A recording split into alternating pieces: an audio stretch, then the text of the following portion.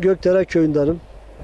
Şu arkanızda görmüş olduğunuz demir yolu köprüsü bugün araba yolu olarak da kullanılmakta ve bu Türkiye'de sadece hem demir yolu hem de aynı şekilde araba yolu olarak kullanılan tek köprüdür. Bu köprüden toplam 11 köy bu yolu kullanmaktadır.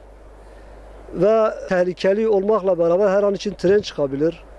Ve aynı şekilde yolun dar olması dolayısıyla da kazalar yaşanmakta. Hatta bundan daha 4-5 ay önce Beyhan Barajı'nı yapan mühendisle yanındaki işçilerle beraber şu gördüğümüz Murat Nehri'ne uçtular. Halen daha araba daha bulunamamış. İçindeki bir ceset de halen daha bulunabilmiş değil. Ve 2 kişi bu kaza sonucu ölmüştür. Şu anda durmuş olduğumuz yerden şu ileri, şu kısımdan şuradan aşağı düştü.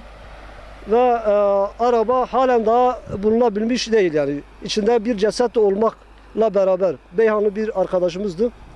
Kendisi halen daha bulunabilmiş değil. Mühendis cesedine ulaşıldı fakat orada Beyhanlı olan o kardeşimiz maalesef halen daha cesedi bulunabilmiş değil. Trenle karşılaşma ihtimalimiz her zaman var. Her zaman bu tehlike söz konusu. Fakat genellikle tren yavaşlıyor. Fakat bu yavaşlama her an için bir dalgınlık, bir yavaşlama olmazsa burun buruna gelme tehlikesi her zaman söz konusu. Zaten gördüğümüz gibi karşıda da bir tünel var.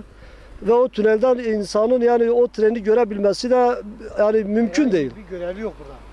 Yani onun için organize durduracak treni. yani herhangi bir görevli, herhangi bir zaten durak olmasına rağmen bir görevli de yok maalesef.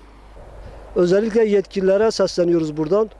Yetkililerin bu duruma acil bir çözüm bulmaları gerekmektedir.